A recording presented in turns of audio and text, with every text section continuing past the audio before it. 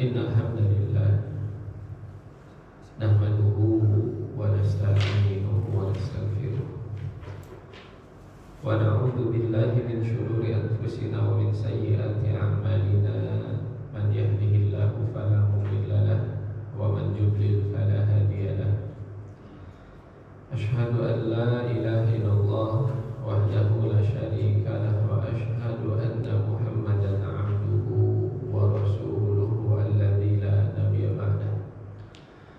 Allahumma shalli wa sallim wa barik ala habibina wa nabiyyina al-mustafa nabiyyina Muhammadin wa ala alihi wa sahbihi wa man tabi'ahum bi ihsanin ila yaumiddin, amma ba'd. Hadirin bapak-bapak jemaah sekalian yang sama-sama mengharap ridha Allah Subhanahu wa taala. Puji dan syukur marilah kita panjatkan kehadirat Allah Subhanahu wa taala yang telah memberikan kita kesehatan dan juga diberikan usia. Yang mana Allah Subhanahu wa taala di hari ini mengembalikan kepada kita ruh kita. Sebagaimana yang kita tahu dari dalil-dalil yang ada bahwa hakikatnya ketika kita tidur ruh kita itu kan diambil. Ada yang ditahan tidak dikembalikan lagi meninggal, dan ada yang dikembalikan lagi sehingga bisa melanjutkan kehidupan. Dan kita alhamdulillah di kesempatan pagi hari ini termasuk yang ruhnya dikembalikan oleh Allah Subhanahu wa taala. Oleh karenanya ya, kita ketika bangun tidur doanya apa?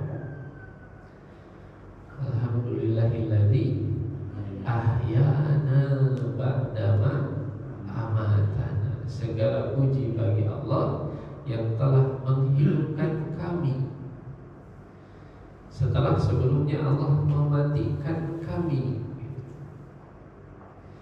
Karena tadi ketika tidur itu hakikatnya ruh kita itu diambil, dan kita alhamdulillah dikembalikan. Makanya tadi kita berdoa alhamdulillahilladzi ahyana ba'dama amatana wa ilaihi nusyur. Maka kita berharap mudah-mudahan bahwasanya setiap aktivitas kita, kegiatan kita, amalan soleh yang kita lakukan mudah-mudahan senantiasa mendapatkan keberkahan dari Allah, dan mudah-mudahan menjadi pemberat timbangan kebaikan kita di sisi Allah Subhanahu wa taala. Salam serta salam semoga senantiasa tercurah kepada suri tauladan kita Nabi Muhammad sallallahu alaihi wasallam, kepada keluarganya, sahabatnya, dan juga orang-orang yang setia menapaki sunnah beliau sampai hari kiamat nanti. Hadirin bapak-bapak jemaah sekalian yang sama-sama mengharap ridha Allah Subhanahu wa taala, kita melanjutkan kembali Pak kajian dari kitab Tafsir Rawa'iul Bayan, tafsir tentang ayatul ahkam. Jadi ayat-ayat yang ada kandungan fikihnya. Dan kita mengikuti alur yang ada di kitab, di mana di kitab Rawa'iul Bayan setelah pembahasan yang sebelumnya adalah peristiwa perpindahan kiblat, maka pembahasan selanjutnya yang dibahas di dalam kitab tersebut adalah Al-Baqarah 158 yang kita akan bahas di kesempatan pagi hari ini insyaallah. Dalam surah Al-Baqarah ayat 158 Allah Subhanahu wa taala berfirman, ba'da a'udzu billahi minasyaitonir rajim, innas safa wal marwata min sya'airillah faman hajjal baita aw i'tamara fala junaha alaihi an yatawafa bihima wa man tatawwa'a khairan fa innallaha syakirun alim. Ayat ini Allah Subhanahu wa taala menjelaskan menjelaskan di dalamnya, kata Allah Subhanahu wa taala, innas safa wal marwata, sesungguhnya Safa dan Marwah min sya'airillah, merupakan sebagian daripada syiar-syiar Allah. Faman hajjal baita, oleh karenanya barang siapa yang melaksanakan haji ke Baitullah, awi i'tamara, ataupun melakukan umrah, fala junaha alaihi, maka dia tidak berdosa, an yatawafa bihima, untuk melakukan tawaf di antara Safa dan Marwah. Wa man tatawwa'a khairan, dan barang siapa yang melakukan kebaikan atas dasar sukarela, fa innallaha syakirun alim, maka ketahuilah sesungguhnya Allah akan membalas apa yang sudah dia perbuat tersebut, alim, dan Allah Subhanahu wa taala Maha mengetahuinya. Dalam kitab Rawaihul Bayan itu kemudian dijelaskan tentang makna dari kosakata yang ada di dalam ayat tersebut. Di sini dijelaskan as-Safa wal Marwah, Safa dan Marwah,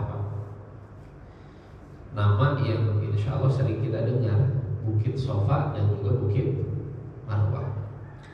Apa artinya Safa? Di sini dijelaskan as-Safa fi asli lughah al-hajarul amlas.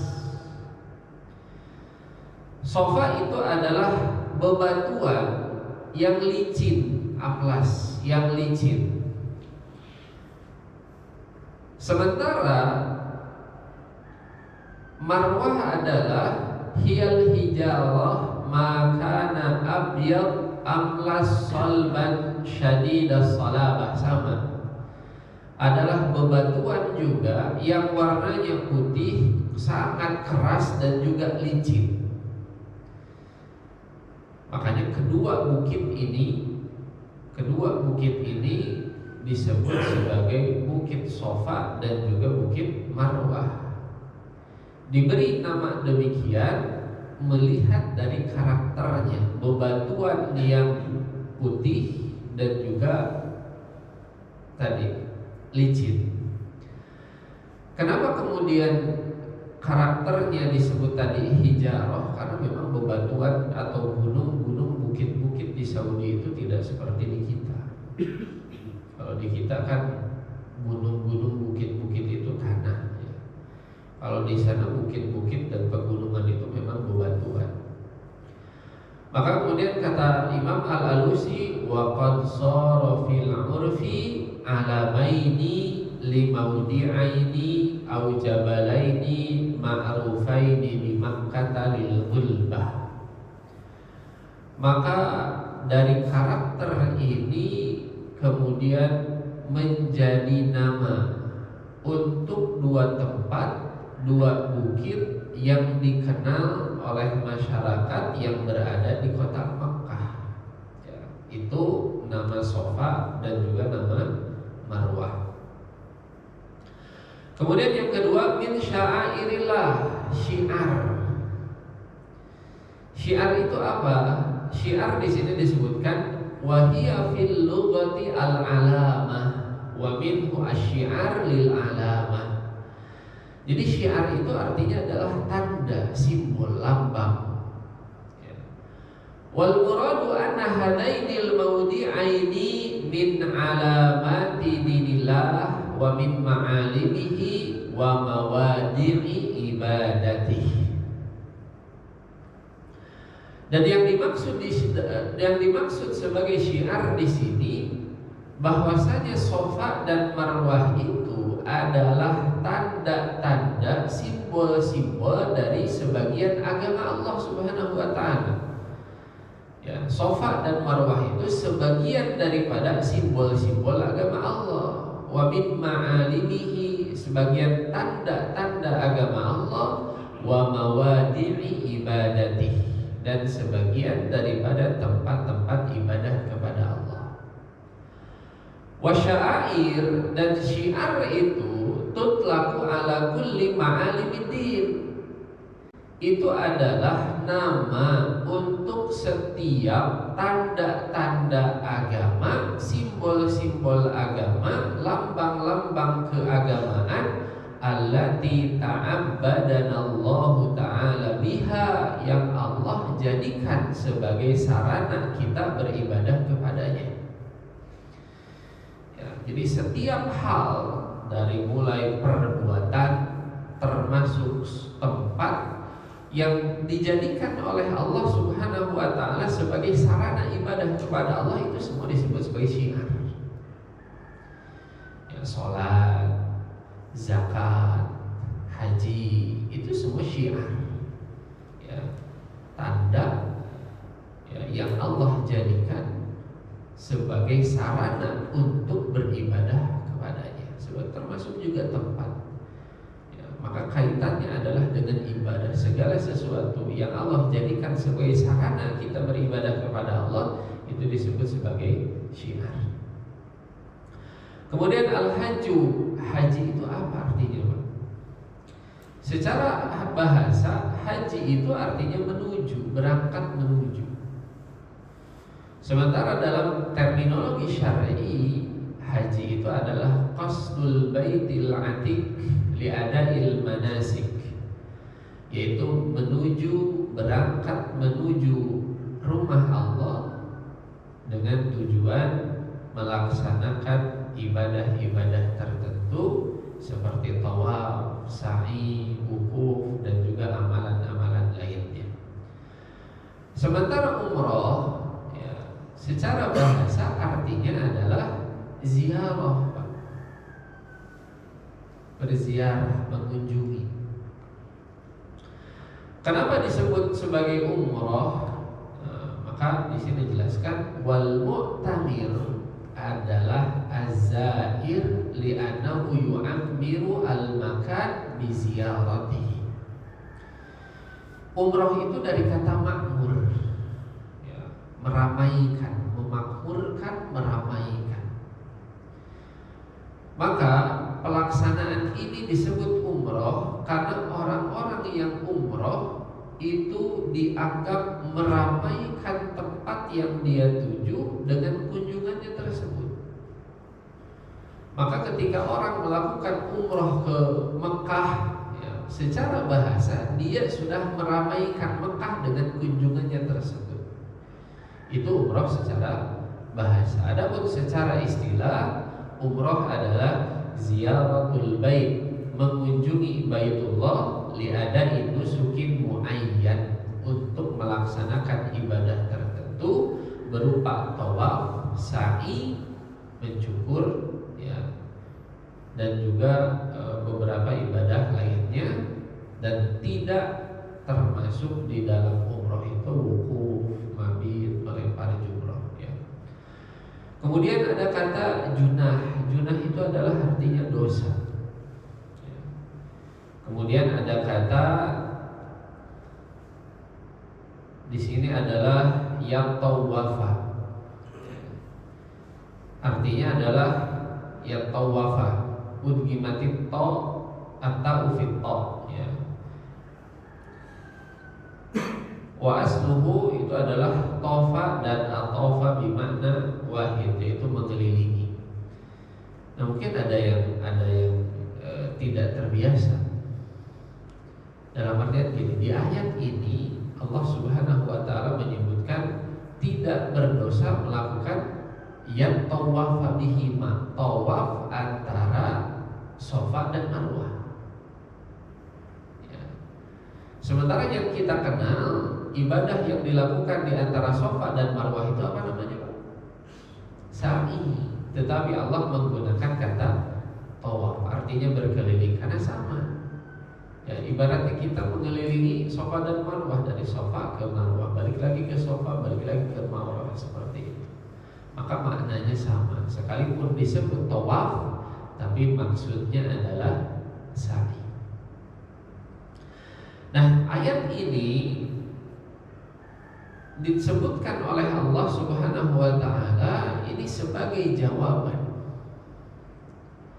terhadap kerisauan beberapa sahabat. Hal ini sebagaimana disebutkan dalam penjelasan terkait apa yang menjadi sebab turunnya ayat ini.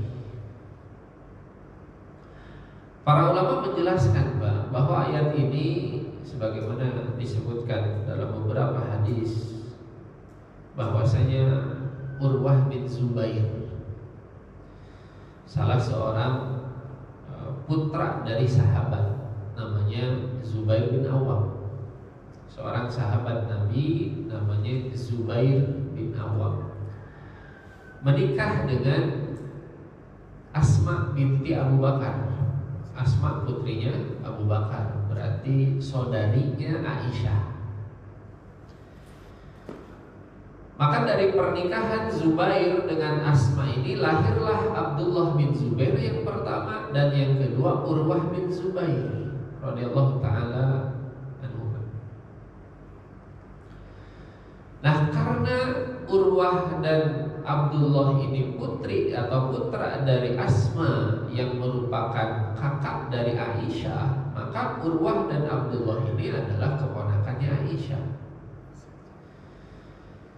Karena ada hubungan darah seperti ini, maka Urwah ini termasuk yang leluasa bisa datang menemui Aisyah, karena tidak semua bisa datang menemui Aisyah radhiyallahu taala anha. Kalaupun bertanya itu di balik tirai, di balik hijab. Ya. Sementara Urwah dengan Abdullah karena keponakan itu sangat leluasa untuk bisa bertemu dengan Aisyah. Kalau ada masalah, ada pertanyaan, itu tidak segan untuk bertanya langsung kepada Aisyah yang dianggap sebagai afqahun nisa, wanita yang paling faham tentang ilmu agama, cerdas. Maka ada satu pertanyaan yang dimiliki oleh Urwah bin Zubair. Kata Urwah bin Zubair, "Ara'aiti qaulallahi ta'ala." Ya.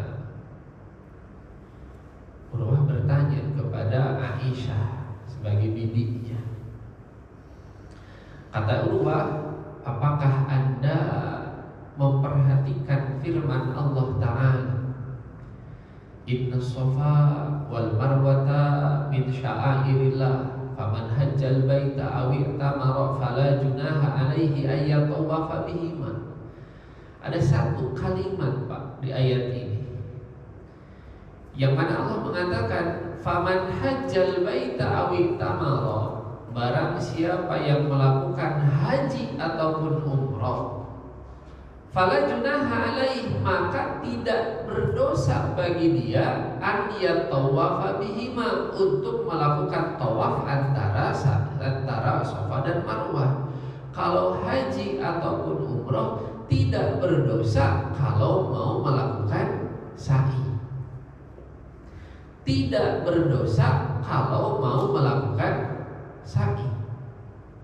Kalau saya tanya Mbak, dalam pemahaman kita, kalau ada kata tidak dosa, itu hukumnya apa?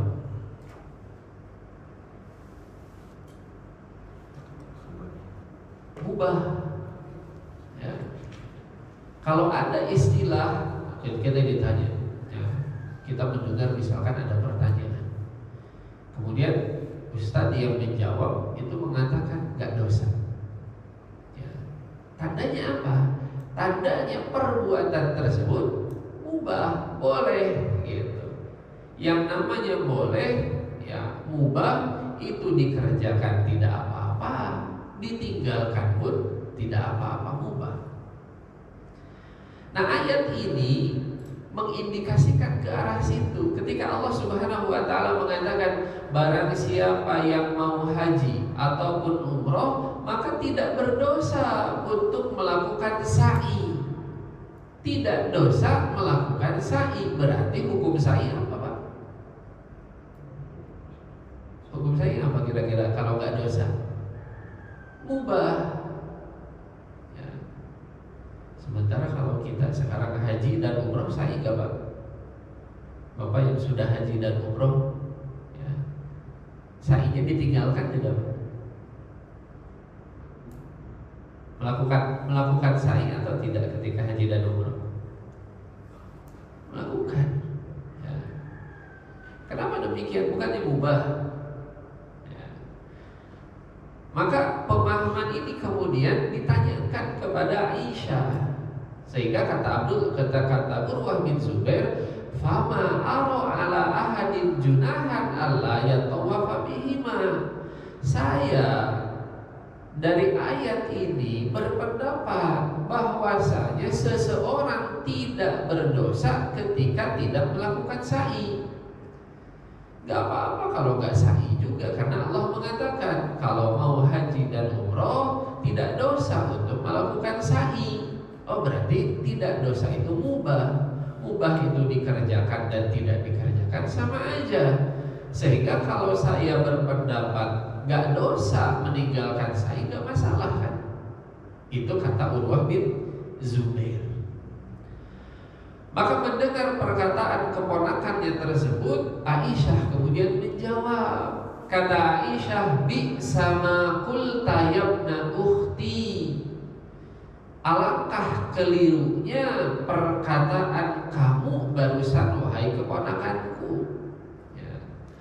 Inna halau kanat alama awal taha kanat fala junaha alaihi alla yatawafa bihima.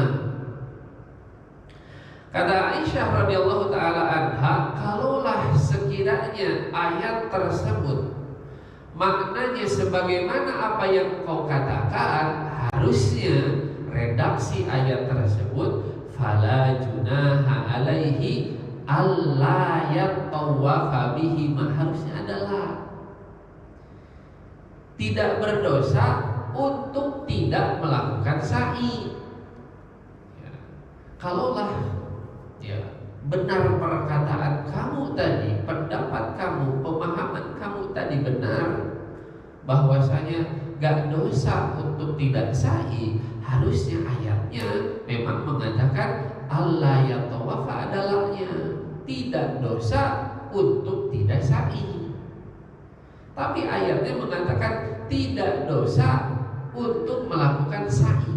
Beda. Tidak dosa melakukan sa'i dengan tidak dosa tidak melakukan sa'i. Tidak dosa melakukan sa'i itu ayatnya. Tidak dosa melakukan sa'i. Sementara ya anggapan dari Urwah bin Zubair itu harusnya tidak dosa kalau tidak sa'i. Nah, apa sebenarnya makna dari ayat yang Allah Subhanahu wa taala maksudkan? Di sini Aisyah kemudian melanjutkan, walakinnaha innama nazalat annal ansar qabla an yuslimu kanu yuhilluna limanat at-tadiyah allati kanu ya'budunaha.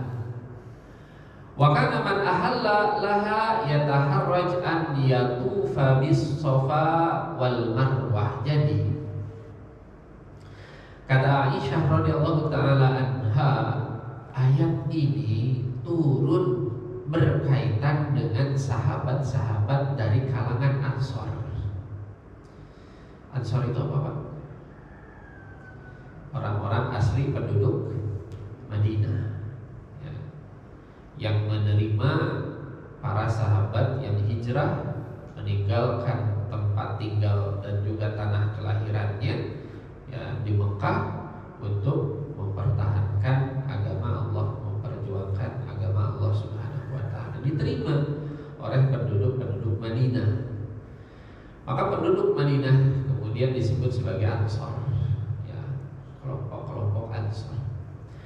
Kata Aisyah radhiyallahu taala anha, ayat ini turun terkait dengan sahabat-sahabat dari kalangan Ansor, yang mana kata Aisyah, sebelum mereka masuk Islam, orang-orang Ansor ini yuhilluna limanat, mereka itu melakukan talbiyah, mengagungkan manat allati kanu ya'budunaha, yang mereka sembah. Jadi haji dan umroh itu kan sudah ada dari zaman dulu. Ya. Haji dan umroh itu sudah dipraktekkan oleh orang-orang Arab, Pak. Mekah, Madinah, dan juga wilayah Arab sekelilingnya itu sudah melakukan haji dan umroh.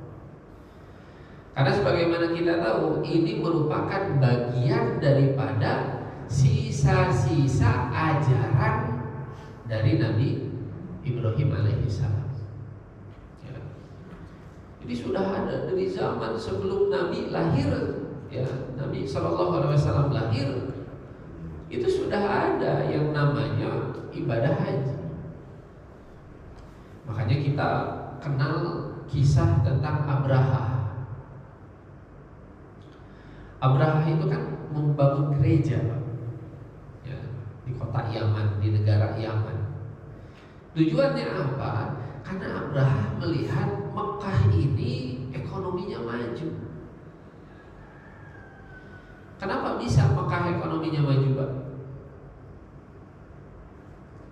Karena rutin didatangi oleh para peziarah. Orang-orang yang melakukan haji datang dari berbagai sudut, ya, Arab. Yang namanya banyak peziarah itu kan tentu menghidupkan ekonomi masyarakat di situ. Ya, ibarat kita sekarang, kenapa pemerintah gencar gitu ya mempromosikan pariwisata, karena orang-orang yang berwisata itu kan bawa uang. Yang mana mereka nanti menginap, sewa penginapan, mereka makan, ya, mengkonsumsi makanan-makanan yang dijual oleh UMKM setempat, jadi hidup. Abraham melihat bahwasanya Mekah ini berkembang dengan adanya Ka'bah, adanya para peziarah, maka kemudian Abraham membangun gereja. Tujuannya apa? Mengalihkan tujuan peziarah dari Mekah ke Yaman agar hidup ekonomi di sana. Didengarlah, Pak, sama orang Arab bahwasanya Raja Abraha ini mau membuat tandingan untuk Ka'bah, menggeser pusat ziarah dari Mekah ke Yaman. Maka apa yang dilakukan oleh orang Arab ketika itu, Pak? Tahu Pak apa yang menjadi sebab murkanya Abraham? Ternyata orang Arab, mohon maaf, itu mereka beberapa oknumnya, ini sebelum Nabi lahir, orang Arab itu masuk ke dalam gereja yang dibangun oleh Abraham, karena Abraham Kristen. Maka mereka itu melumuri dinding gereja, mohon maaf, dengan kotoran. Ya iseng mungkin, karena tadi mereka mendengar bahwa gereja ini mau dijadikan pusat ziarah menggantikan Ka'bah, mereka nggak terima. Akhirnya bangunannya mereka lumuri pakai kotoran. Sampailah berita tentang hal ini kepada Abraham. Abraham murka sampai kemudian bersumpah, ya, mau menghancurkan Ka'bah. Berangkatlah kan Abraham, ya. Dan Allah Subhanahu wa taala lindungi Ka'bah dari serangan Abraham ini dengan adanya burung, ya. Burung apa, Pak? Ya. Ababil itu bukan nama burung. Ya, di kita itu sering keliru. Burungnya adalah burung ababil, bukan. Ababil itu adalah sifat. Ya. Makanya kalau kita lihat artinya, burung yang berbondong-bondong. Jadi burungnya banyak, berbondong-bondong. Bukan nama burungnya, tapi kita di Indonesia sering bilangnya burung ababil. Ya, tapi ababil itu sifat. Mereka datangnya berbondong-bondong. Burungnya apa belum ada. Ya. Jadi haji dan umroh itu sudah ada. Maka orang-orang Ansor dulu ketika belum masuk Islam, mereka pun melakukan haji, ya. Dan berhala yang mereka sembah itu Manat, ya. Ada di wilayah Safa dan Marwah. Maka begitu orang-orang Ansor ini masuk Islam, kemudian dalam syariat haji yang diajarkan di dalam Islam itu ada sa'i, maka mereka enggan, Pak. Ya, mereka nggak mau. Kenapa? Karena ini mengingatkan mereka dengan perilaku mereka ketika masih jahiliyah. Ya, mereka nggak mau. Mereka sadar bahwasanya tindakan mereka dulu itu adalah kemusyrikan, dosa besar. Begitu mereka masuk Islam, mereka nggak mau melakukan itu kembali, mengulangi itu kembali. Ya.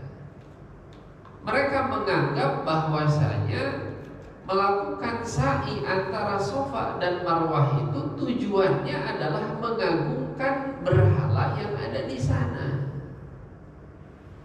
Mereka merasa berdosa kalau melakukan sa'i karena dulu mereka beribadah kepada berhala-berhala itu adalah ketika sambil melakukan sa'i tadi. Mereka tidak mau mengulangi kesalahan yang sama. Mereka merasa kalau melewati Safa dan Marwah mereka melakukan dosa, teringat dengan masa lalunya. Ya. Makanya kemudian ya, fasa'alu dzalika Rasulullah sallallahu alaihi wasallam. Faqal, maka mereka pun mengajukan keberatannya mereka kepada Rasul alaihi salatu wasallam. Kata mereka, inna kunna nataharraju an natufa bis Safa wal Marwah fil jahiliyah. Ya, kami merasa berdosa ya Rasulullah melakukan sa'i antara Safa dan Marwah. Karena dulu ketika kami masih jahiliyah, kami menjadikan tempat tersebut sebagai tempat untuk beribadah kepada berhala. Kami merasa berdosa. Nah, tadi Pak, kami merasa berdosa. Ada rasa berdosa, maka Allah hilangkan rasa dosa ini. Kata Allah, "Faman hajjal baita aw itamara fala junaha alaihi ayatawafa." Orang yang mau haji dan umrah tidak dosa melakukan haji dan umrah. Jadi ayat ini adalah untuk mengobati, menghilangkan kerisauan yang ada di dalam hati sahabat-sahabat Ansor yang merasa dosa ketika melakukan sa'i karena dulu tempat tersebut adalah tempatnya berhala. Maka kata Allah Subhanahu wa ta'ala, Safa dan Marwah ini bukan tempatnya berhala. Safa dan Marwah ini bagian daripada syiar Allah tadi. Sehingga kalian berhaji, berumrah dan melakukan sa'i antara keduanya itu tidak dosa. Karena dulu orang-orang yang jahiliyah, yang musyrik itu melakukan sa'i dan umrah, sa'i antara Safa dan Marwah itu untuk mengagungkan berhala. Sementara kalian melakukan sa'i antara Safa dan Marwah adalah sebagai bentuk taqarrub ibadah kepada Allah Subhanahu wa ta'ala. Niatnya beda. Meskipun ibadahnya sama, niatnya berbeda. Kemudian dalam riwayat yang lain itu disebutkan juga sama kunna nara annahu min amril jahiliyah. Ya. Jadi para sahabat itu ketika datang perintah haji, haji itu termasuk yang belakangan, Pak. Kalau sholat itu kapan diwajibkan sholat 5 waktu? Masih ingat Pak, kapan sholat 5 waktu diwajibkan? Ketika peristiwa apa Pak? Isra Mi'raj. Isra Mi'raj itu di Mekah atau di Madinah?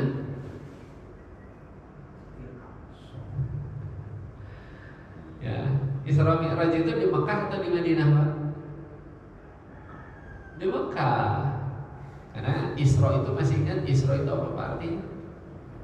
Perjalanan Nabi Muhammad SAW dari Masjidil Haram menuju Masjidil Aqsa. Jadi ketika Rasulullah SAW masih di Mekah, itu Isra.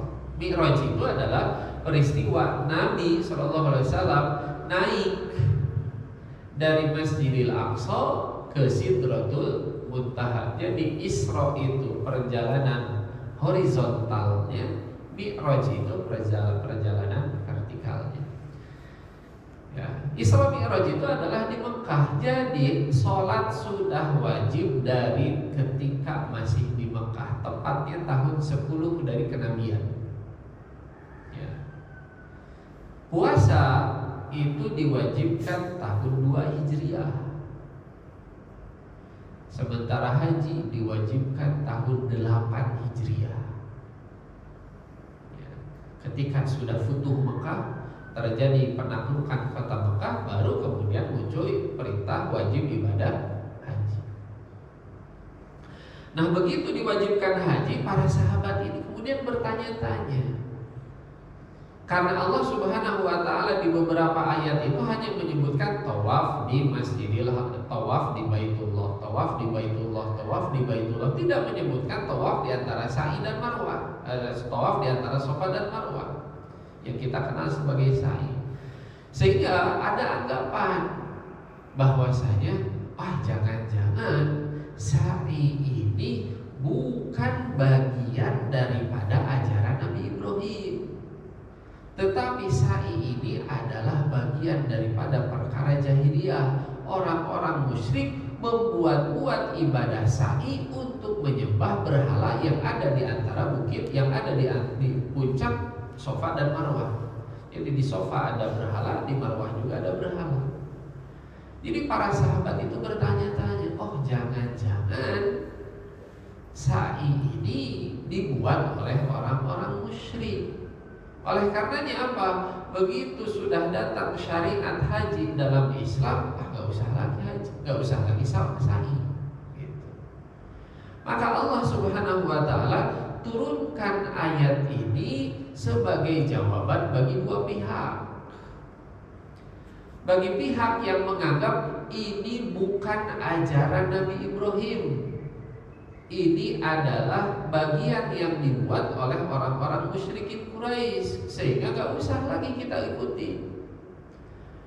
Kemudian kelompok yang lainnya tadi yang menganggap bahwasanya melakukan sa'i itu mengingatkan mereka terhadap perilaku keliru mereka, musyrik mereka, dosa mereka, sehingga mereka merasa berat untuk melakukan sa'i, teringat dengan dosa-dosa mereka. Maka Allah kemudian menurunkan ayat ini sebagai jawaban untuk kedua belah pihak. Untuk yang merasa berdosa, kata Allah enggak dosa. Untuk yang menganggap ini adalah dibuat-buat oleh orang musyrikin, kata Allah bukan, ini merupakan bagian daripada syiar Allah Subhanahu wa taala. Maka yang kita harus ingat yang pertama, bahwa dalam memahami dalil, kita tidak boleh lepas dari apa yang menjadi latar belakangnya. Agar kita punya pemahaman yang benar, pemahaman yang tepat, kita harus lihat dalil itu ada latar belakangnya atau tidak, agar kita tidak keliru. Sebagaimana tadi Urwah bin Zubair itu keliru memahaminya, karena Urwah bin Zubair itu termasuk yang sahabat kecil gitu ya, atau bahkan mungkin tabi'in. Beberapa ulama menyebutkannya tabi'in, karena Urwah lahir ketika Rasul sudah meninggal. Sementara kakaknya sahabat, kakaknya lahir, Rasul Shallallahu Alaihi Wasallam masih hidup. Nah, Urwah keliru karena Urwah tidak mengetahui apa yang melatar belakangi turunnya ayat tersebut. Jadi ada latar belakang dari dalil itu. Kalau Al-Quran kita mengenalnya latar belakang itu sebagai apa namanya Pak? Asbabun nuzul. Kalau di hadis ada namanya apa? Asbabul wurud. Kalau Al-Quran asbabun nuzul, kalau hadis namanya asbabul wurud. Maka dalam memahami dalil harus lihat latar belakangnya. Al-Quran apa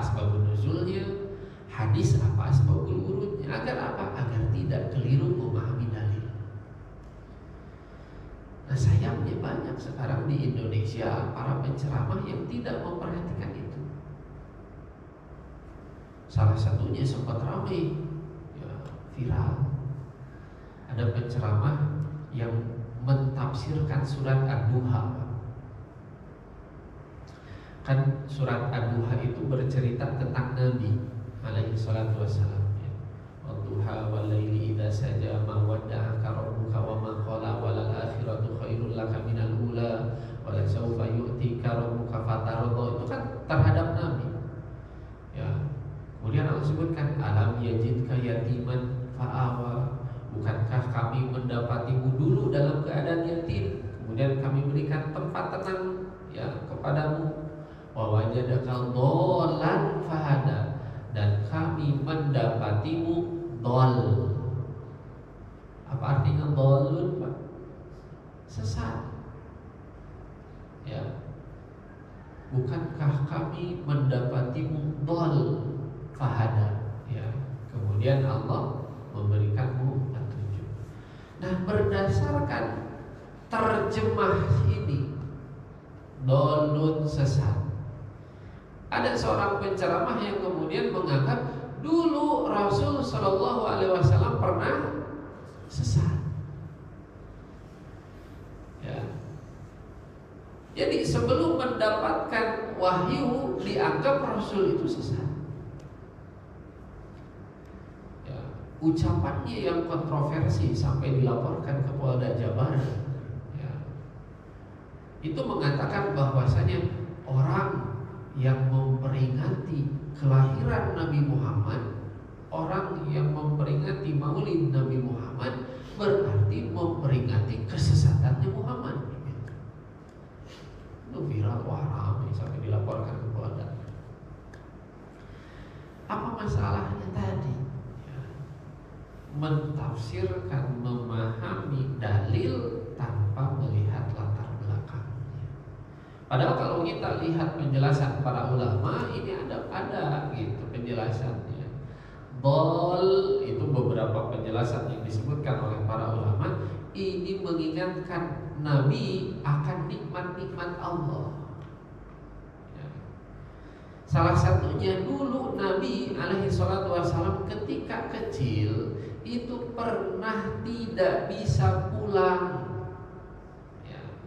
Tersesat dalam artian tidak bisa pulang ketika kecil, gak tahu jalan pulang ke Mekah, ke rumahnya. Anak kecil, Pak, ya, tentu panik, ya, bingung. Apalagi kan ya zaman dulu di gurun itu ada binatang buas dan lain sebagainya, tentu panik. Maka Allah Subhanahu wa ta'ala tunjuki Nabi Muhammad sampai akhirnya bisa pulang kembali dengan selamat. Maka Allah Subhanahu wa ta'ala mengingatkan, sudah banyak sejatinya nikmat yang sudah Allah berikan kepada Nabi Muhammad. Sebagian ulama mengaitkan juga dengan firman Allah yang lain, ya. Jadi maksudnya dhal di situ, para ulama menjelaskan makna dhalun itu tidak selamanya sesat. Dhalun itu artinya adalah tidak tahu. Sehingga apa? Sehingga maknanya adalah dulu kamu tidak tahu, makut ta'riful, ya, ada ayat, dulu kamu itu tidak tahu mal kitab walal iman, tidak tahu Al-Qur'an, tidak tahu iman itu apa. Jadi Allah mengingatkan dulu tuh Muhammad, engkau itu belum tahu iman itu seperti apa, Al-Quran itu apa, belum tahu, sekarang tahu. Ini kan bagian daripada nikmat yang Allah Subhanahu wa ta'ala anugerahkan. Jadi yang pertama yang kita ambil dari ayat ini, bahwasanya dalam memahami dalil tidak bisa dilepaskan dari latar belakangnya. Kalau Al-Quran latar belakangnya disebut sebagai asbabun nuzul, kalau hadis latar belakangnya disebut sebagai asbabul wurud. Kemudian di sini dijelaskan terkait dengan hukum, ya. Kan kita tadi sudah singgung bahwasanya tafsir ayatul ahkam itu apa? Tafsir ayat ahkam itu apa? Tafsir ayat ahkam itu jadi dicari ayat-ayat yang ada muatan fikihnya. Makanya selalu ada pembahasan fikihnya. Apa pembahasan fikih di sini? Kalau begitu, kalau ayat ini bukan membahas tentang hukum sa'i, kan tadi dianggap bahwa tidak dosa artinya mubah. Oh ternyata bukan ke sana arahnya.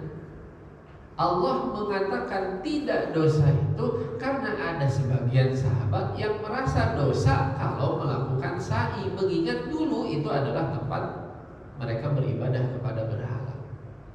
Ya. Maka kemudian kalaulah bukan membahas tentang hukum, ya, ayat tersebut bukan membahas tentang hukum, kalau begitu apa hukum fikih ya, terkait sa'i antara Safa dan Marwah? Maka di sini disebutkan ternyata para ulama terbagi menjadi 3 pendapat. Para ulama terbagi menjadi 3 kelompok. Ya, ada 3 pendapat dalam masalah ini. Pendapat yang pertama, ada ruknun min arkanil haji, bahwasanya haji merupakan bagian daripada rukun. Ya. Ini pendapatnya Syafi'iyah, Malikiyah. Salah satu riwayat dari Imam Ahmad, diriwayatkan juga dari Ibnu Umar, dan juga dari Jabir, dan juga dari Aisyah, banyak ya, mengatakan rukun. Yang kedua pendapatnya itu mengatakan sa'i itu wajib, bukan rukun. Apa Pak bedanya rukun dengan wajib?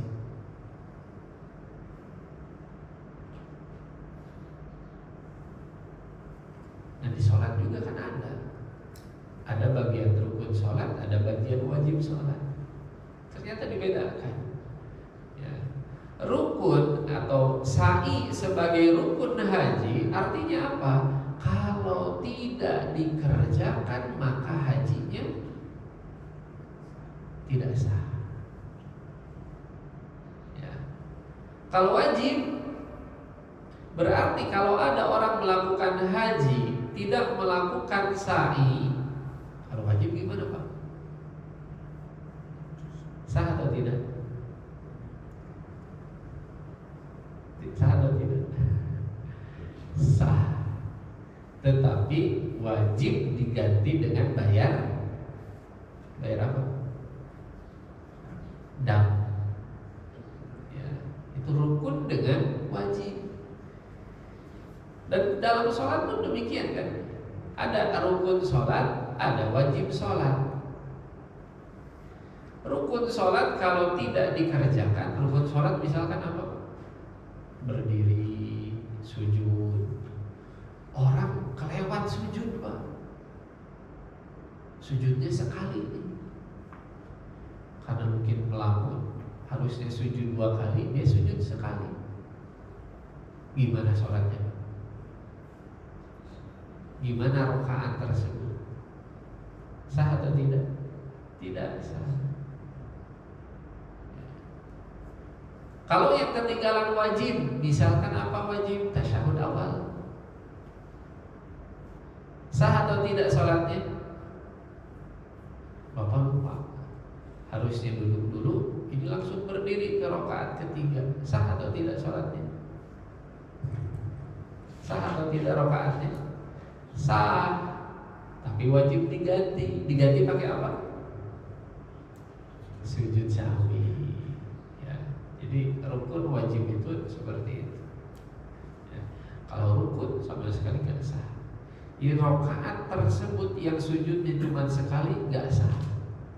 Kalau kita ingat di tengah-tengah sholat, maka gugurkan rakaat tersebut, kemudian kita tambah. Jadi anggap rakaat yang sujudnya sekali itu nggak ada. Rakaat begitu kita, tadi kok sujudnya cuma sekali, kita sudah tegak berdiri, anggap saja sujud tersebut, rakaat tersebut nggak ada, nggak usah dibatalkan. Tapi rakaatnya dianggap batal, nggak ada, tapi sholatnya ya tidak batal. Maka rakaat tersebut dianggap tidak ada, begitu berdiri kita anggap sebagai rakaat awal lagi, dan nanti sebelum salam melakukan sujud sahwi. Kalau yang ketinggalan adalah wajib, dianggap sebagai rakaat juga. Ya tadi Kan rakaat kedua itu ada tasyahud awal, tapi dia wajib. Sehingga kalau ketinggalan karena lupa misalkan, maka rakaat keduanya tetap sah. Hanya nanti harus diganti dengan sujud sahwi. Demikian juga di sini. Ada yang mengatakan sa'i itu rukun, konsekuensinya apa? Kalau ditinggalkan batal hajinya. Ada yang mengatakan wajib, kalau ditinggalkan wajib diganti dengan dam. Sementara pendapat yang ketiga mengatakan hukumnya sunnah. Ya. Ini pendapatnya Ibnu Abbas, Anas, dan sebagian riwayat dari Imam Ahmad. Kalau sunnah dikerjakan dapat pahala, ditinggalkan gak ada tanggungan kewajiban apapun. Maka dari tiga pendapat ini, ya, pendapat yang dikuatkan oleh ulama adalah pendapat jumhur mayoritas, yaitu pendapat yang pertama. Ya, pendapat yang pertama. Kenapa? Kenapa pendapat ini yang dikuatkan? Karena dilihat dari berbagai dalil, banyaknya dalil. Misalkan ada sabda Nabi SAW, is'au fa innallaha kataba alaikumus sa'ya. Ya, bersailah karena Allah Subhanahu wa taala sudah mewajibkan kepada kalian sa'i. Kemudian ada juga dalil lain, ya, yang Nabi SAW mencontohkan sa'i. Ya. Kemudian beliau mengatakan ibda'u bima bada Allahu bihi. Ya, mulailah dari apa yang Allah mulai. Kan Allah menyebut pertama itu inna sofa wal marwah, berarti dimulai dari sofa kemudian marwah, sofa marwah gitu. Sehingga kalau ada orang yang dari marwah dulu harus diulang. Kemudian setelah selesai mencontohkan demikian, Rasul mengatakan khudhu anni manasikakum. Ikutilah aku dalam cara kalian berhaji. La amri ma atamallahu hajjaman la yatuf baina sofa wal marwah. Hadis Aisyah, ucapan Aisyah, demi Allah, ya, tidaklah sempurna haji orang yang tidak melakukan sa'i. Ya, maka dari dalil-dalil ini para ulama kemudian menyimpulkan bahwa pendapat yang paling kuat, sa'i itu merupakan bagian dari merupakan rukun dari haji. Ini pendapat yang paling kuat. Nah, terakhir ini adalah kesimpulannya. Yang pertama, Safa dan Marwah itu merupakan bagian daripada syiar Allah Subhanahu wa taala. Kenapa syiar Allah? Karena ini disebutkan di sini ihya'un li haditsatin tarikhiyah waqa'at li ummi Ismail alaihi salam. Jadi mengingatkan kita terhadap perjuangan ibundanya Nabi Ismail yang mencari air, kan ditinggalkan oleh Nabi Ibrahim dengan dibekali oleh sekantung kurma dan juga air minum. Habis kurma, habis air minum, gak ada air. Bayinya sudah kehausan, maka berupaya mencari air. Ke Safa, ke Marwah, Safa lagi, ke Marwah lagi, ya. Sampai akhirnya, ya, setelah 7 kali putaran bolak-balik, ya, kenapa gak bisa jauh? Kenapa gak nyari yang lebih jauh gitu kan? Karena khawatir bayinya, jadi perginya ke tempat yang masih bisa melihat Nabi Ismail. Berhenti mencari yang memang sudah maksimal, kata sebagian ulama. Nabi Ismailnya sudah dehidrasi gitu. Kalau dilanjutkan terus mencari, ya khawatir lewat Nabi Ismailnya. Maka di putaran yang ke-7, ya, muncullah malaikat Jibril yang mengetuk tanah dengan sayapnya, pakai sayapnya Pak, keluarlah air Zam-Zam.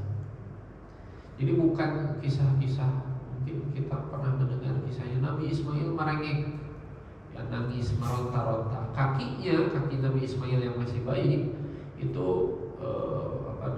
menendang tanah, dari tendangannya tersebut keluar air Zam-Zam. Itu kurang kuat. Yang benar, ya, yang banyak disebutkan dalam riwayat itu malaikat Jibril yang datang. Jadi Safa dan Marwah kita melakukan sa'i antara keduanya, Allah perintahkan demikian, ya, karena perintah Allah untuk mengingatkan kita terhadap perjuangan Nabi ibunda Nabi Ismail.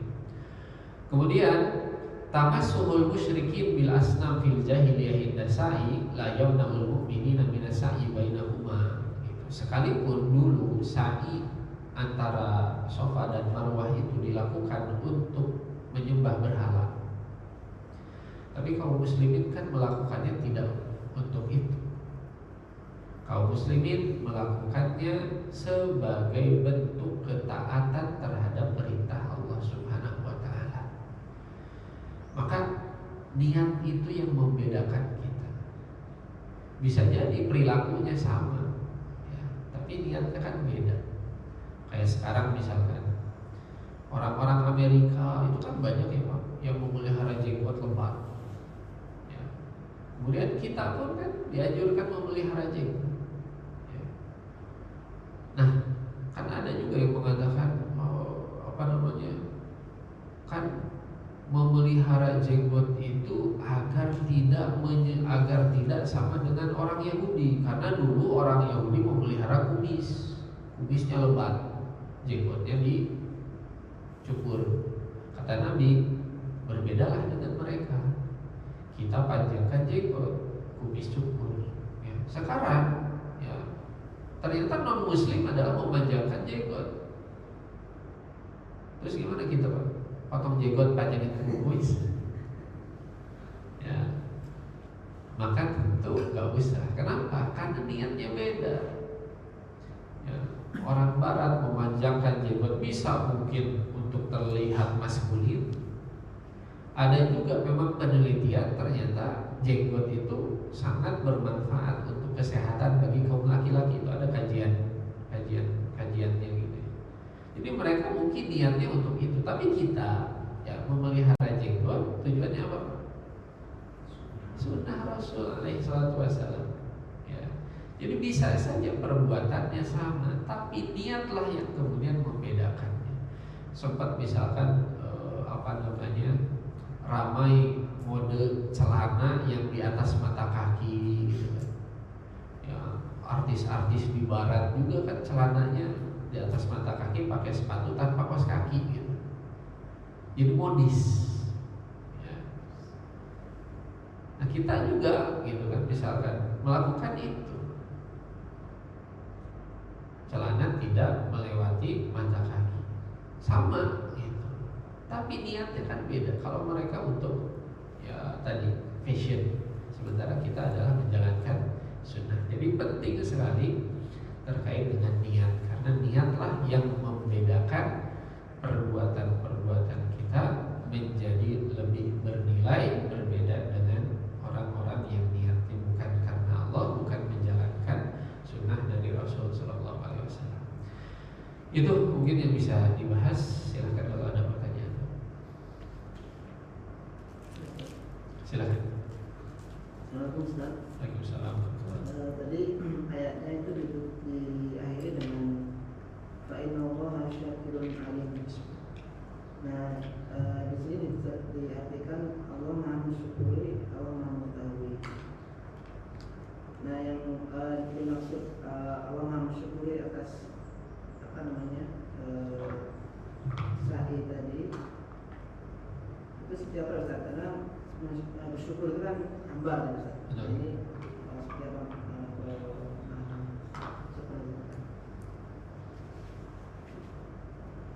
Baik, terima kasih atas pertanyaannya. Jadi potongan terakhir dari ayat fa innallaha syakirun alim ini berkaitan dengan kalimat sebelumnya, faman tatawwa'a khairan. Barang siapa yang melakukan kebaikan atas dasar sukarela. Jadi para ulama ada yang mengatakan bahwa ini tuh berkaitan dengan haji dan umroh, dalam artian haji sunnah dan umroh sunnah. Maksudnya apa haji sunnah, umroh sunnah? Kan haji itu yang wajib berapa kali Pak? Sekali. Ya. Kalau kita sudah haji, ya kewajibannya sudah. Kalau mau haji lagi, ya pahalanya sama dengan haji yang pertama gitu ya, haji juga. haji mabrur laisa lahu jazaa'un ilal jannah, sama. Ya, pahalanya adalah surga dari Allah Subhanahu wa taala. Tetapi secara fikih kan dia adalah sunnah karena kewajiban itu sekali. Ya, umrah pun demikian. Sebagian ulama itu mengatakan bahwa umrah pun wajib. Ya, sekali.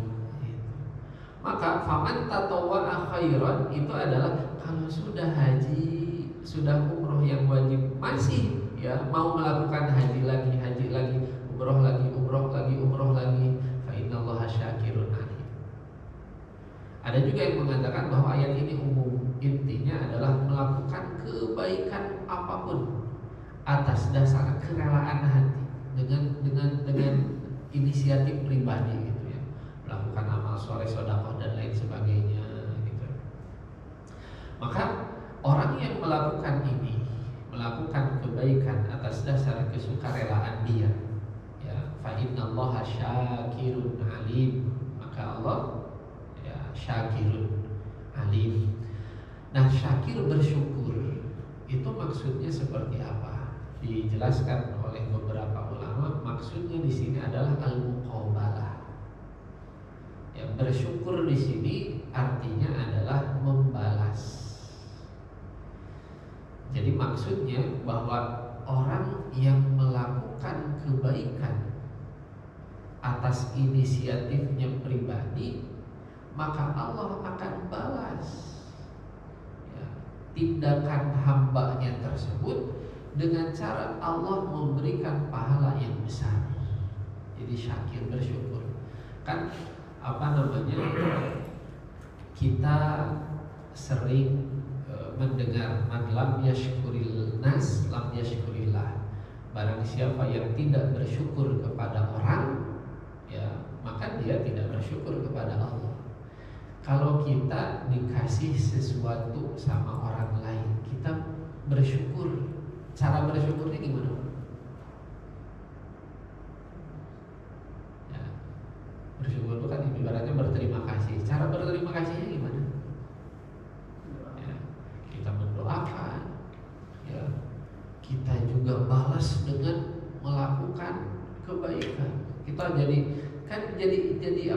kita terdorong.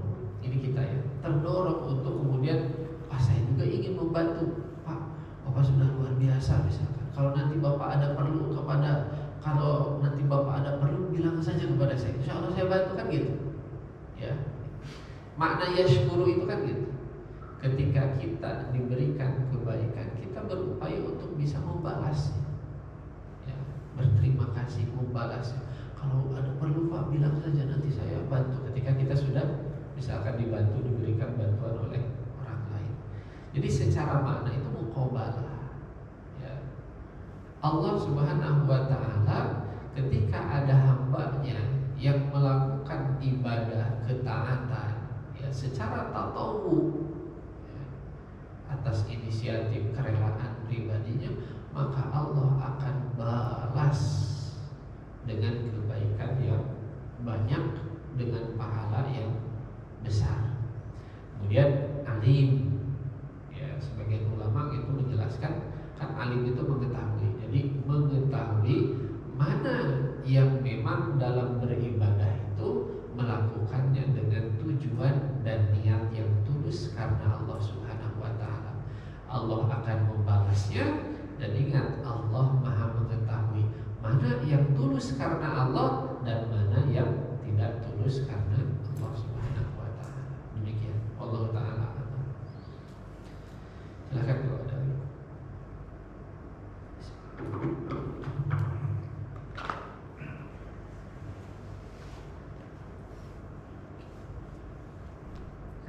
Silakan. Mengenai haji, itu kan merupakan rukun Islam ya. Terus rukun, sedangkan rukun sendiri adalah sesuatu yang wajib dikerjakan atau ya untuk manusia yang jauh dari Mekah terutama itu kan biaya yang gede.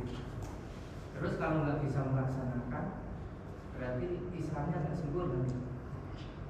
Gimana? Baik, terima kasih atas pertanyaannya. Betul.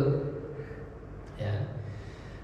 Ibarat tadi, betul kan? Kita mengenali sebagai rukun Islam, pilar Islam yang kalau tidak terpenuhi, ya, maka ya pilarnya roboh gitu. Berarti bangunan keislamannya roboh. Ya, meninggalkan ibadah-ibadah itu kan, kayak misalkan meninggalkan sholat, ya, beberapa ulama akan mengatakan keluar dari Islam, ya, karena tadi rukun. Nah, bagaimana dengan haji? Sementara dalam haji ini ya, berbeda dengan ibadah yang lain.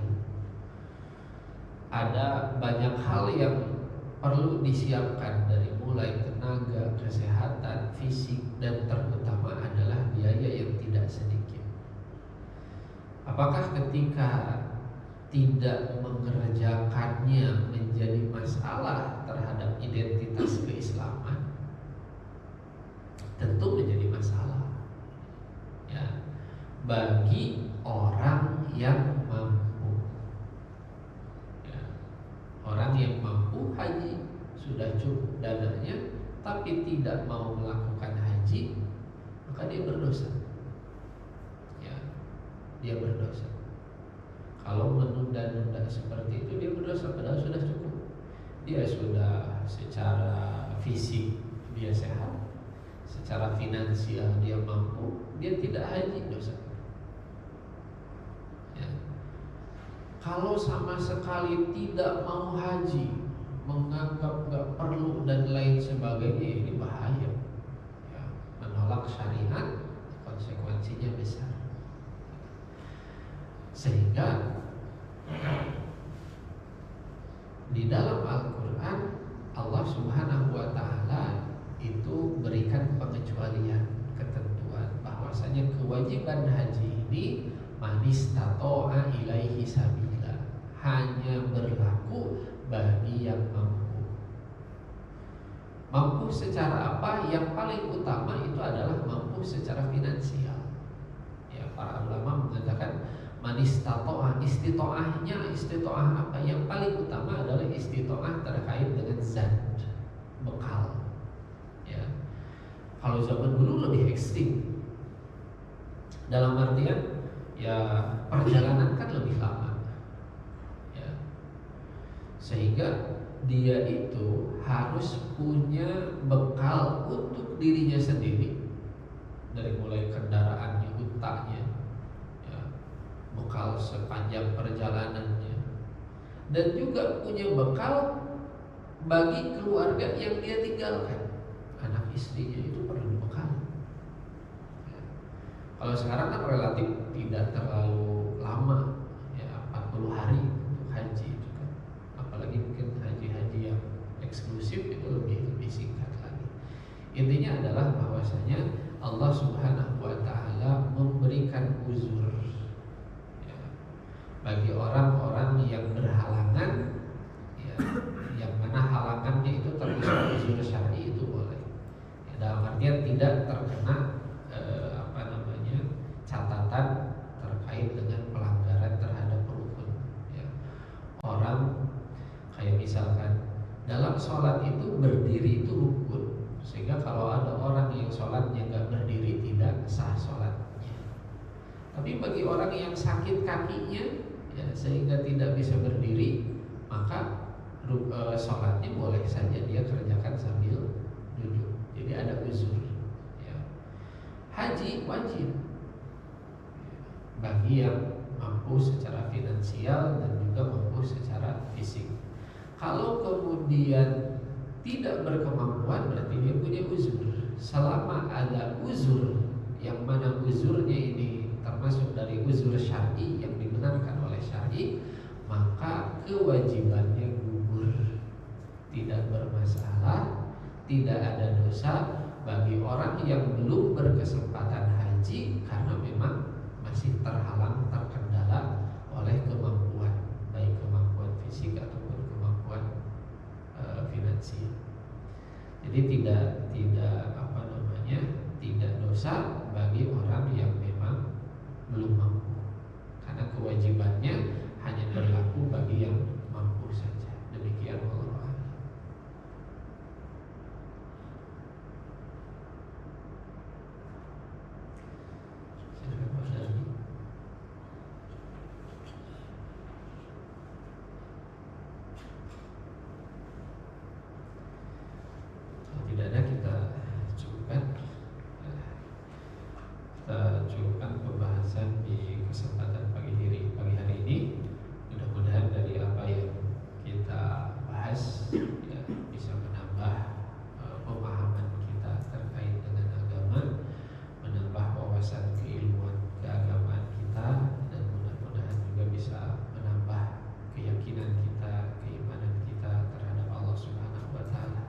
yang benar mutlak datangnya dari Allah, dan yang salah dari keterbatasan ilmu yang saya miliki. Kita akhiri dengan doa kafaratul majlis. Subhanaka Allahumma wa bihamdika asyhadu an la ilaha illa anta astaghfiruka wa atubu ilaika. Walhamdulillahi rabbil alamin. Wassalamu